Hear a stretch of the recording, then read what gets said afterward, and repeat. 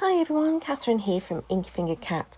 So, I am back from my holiday, so this is only recorded one day before it's going live, and I'm in not panic mode, that would be the wrong description, but I'm in a, oh my goodness, I've got a lot to do to get through the rest of this month and get work, which gets in the way of the crafting sometimes. So yeah. Anyway, cracking on early this morning.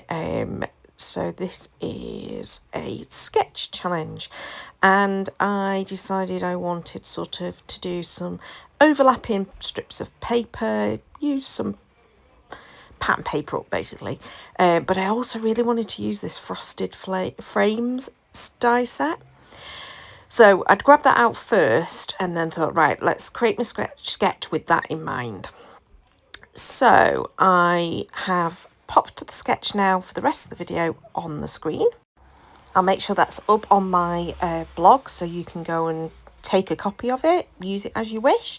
And actually, whilst I'm saying that, I've also opened a Facebook group for anybody who wants to join in with Christmas in July. I'm not being organised enough to put the challenges up ahead of time, but if anyone makes anything in July for festive projects, etc., please come and share them with me so I can get some inspiration from you guys too. That would be really good. Or if you fancy playing along with the same themes, feel free, interpret them how you wish, and then please share them with me. So come and join that. The description below will have the Facebook link. Please do join me if you fancy it.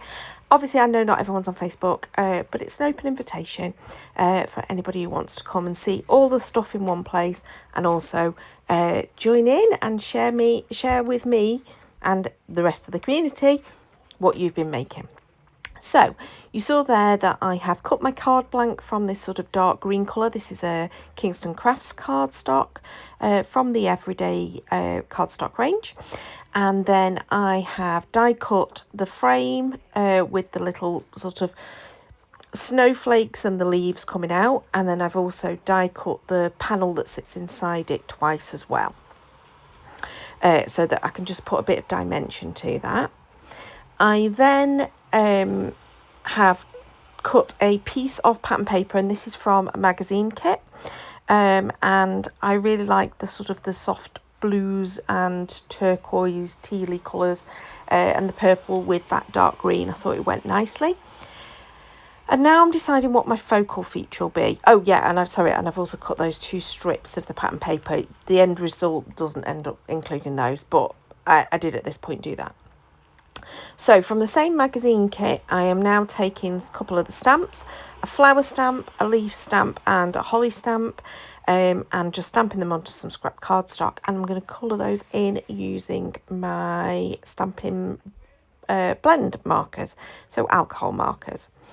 So I choose a few different colour greens and I sort of go over them, and I try to make them so that they will coordinate with that paper and the cardstock, but they're not the same colour or anything along those lines because it's different brands. But I think I get some nice looking leaves basically. I want them to look vaguely like the leaves that they're meant to be, if you know what I mean. So I did end up going over them a little bit more. But yeah, really like the way I ended up colouring those. Then the flower, I did colour the berries, but I don't end up using the berries. The flower, I started off with this sort of like pinky colours because I thought that would work with the purple and the colours of the cardstock. But you'll see towards the end, I end up changing the colour of this flower, just a little bit. And then I go and fussy cut these. There are some dies that came with this magazine kit, but they don't cut out necessarily all of the elements, and when you're only talking 3 elements I'm having to fussy cut, I really don't mind. Goodness me, I hope you can't hear all of that noise outside. It is absolutely tipping it down with rain, which we desperately needed after all the heat that we've had in the UK the last few days. The last week I suppose it's been glorious weather, but a little bit too hot. And I think the plants will appreciate this downpour. But yeah, when traffic goes past outside my window and there's so much water on the ground, it's quite noisy. So I hope it's not too disturbing for the video. Anyway, that was me waffling whilst I am fussy cutting. Now, I did decide to fussy cut without a white border, which is unusual for me. I normally fussy cut with a white border, but in this case I didn't. I went straight up to the line art. Same process, I just normally like to have the white elements around the outside. Then I decided to take some more of the dies that are in this set, and it cuts these sort of like leaf bits that coordinate with the outside of that frame. And I die cut 2 from white, and then I die cut a little bit of the scrap of the green, just to cut another 2 little elements, not complete pieces, but almost complete pieces, that again can just sit behind, and they are going to be my kind of cluster for the front of the card. So I know I've talked quite often about batch making. This could absolutely be batch made. Take a piece of take your pattern papers, cut all of your front panels, die cut all of your elements separately, stamp all of the floral elements, cut them all out, do it in stages like that. You could absolutely do this, but there are quite a few intricate bits in this, so I'm not sure I would want to make this multiple times. So this is the point where I'm changing my mind. I decided I wasn't quite sure about these pieces of pattern paper. I like the idea of them going behind the raised panel. The panel that's got that bit of dimension with it being 2 levels, but I just wasn't feeling those papers. So I'd edge them thinking that that would work, edging them with a darker colour. And then I thought, no, I know what I could do. So I went and grabbed some scraps of ribbon from my ribbon stash in the sort of like deep purple colour. I suppose they're almost like Blackberry Bliss or Rich Razzleberry. I don't think they're quite light enough to be Rich Razzleberry. Anyway, I popped those 2 down. And because they are different textures and different sizes, I thought that they just worked really nicely. I made a mistake in trying to layer up using my ATG and forgetting that I need wriggle room when I'm layering up die cuts.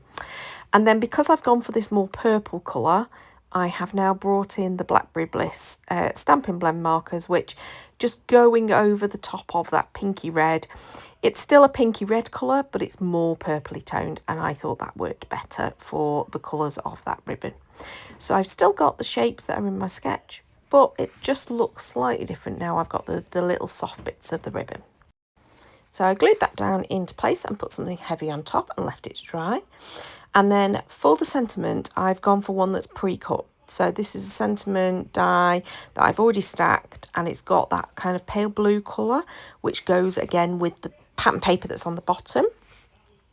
And I just thought it was a nice contrast, and that just says Christmas.